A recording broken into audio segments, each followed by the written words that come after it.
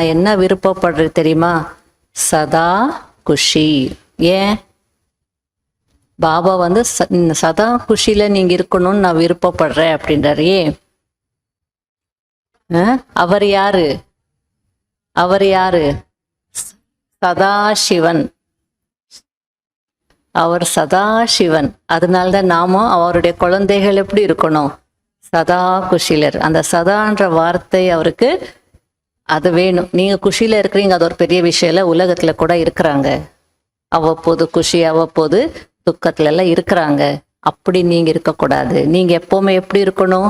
சதா. சதா ராமா, சதா கிருஷ்ணா சொல்ல மாட்டாங்க. எல்லாராலையும் சரீரம் இருக்கிறவங்க எல்லாரும் சதா குஷியாக இருக்க முடியாது. பாபா மட்டும்தான் சதா சிவன். அது போல நாம கூட எப்படி இருக்கணும்? அவருடைய குழந்தைகள் சதா குஷியில இருக்கணும். அடுத்தது பாபா கேட்கிறார், சதா குஷியாக இருக்கிறீங்களா அல்லது குஷியில வித்தியாசம் ஏற்படுதா?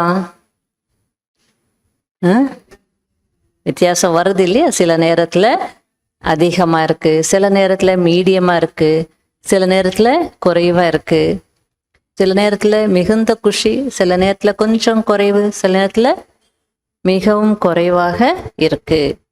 நான் ஏற்கனவே சொல்லியிருக்கிறேன், இந்த நேரத்துல உலகத்திற்கு இந்த சேவைதான் அவசியமானதாக இருக்கு. என்னது? குஷி.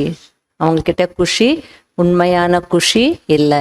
எல்லாரும் நல்ல மகிழ்ச்சியா இருக்கணும்னு விரும்புறாங்க, ஆனா முடியல அவங்களுக்கு. அதுதான், இதுதான் தேவை உலகத்துக்கு. அதுவும் என்ன? முகத்தின் மூலம், பார்வையின் கண்களின் மூலம், 2 வார்த்தைகளின் மூலம் ஒவ்வொரு ஆத்மாவின் துக்கத்தை தூரம் செய்யக்கூடிய அந்த குஷியை நீங்க கொடுங்க.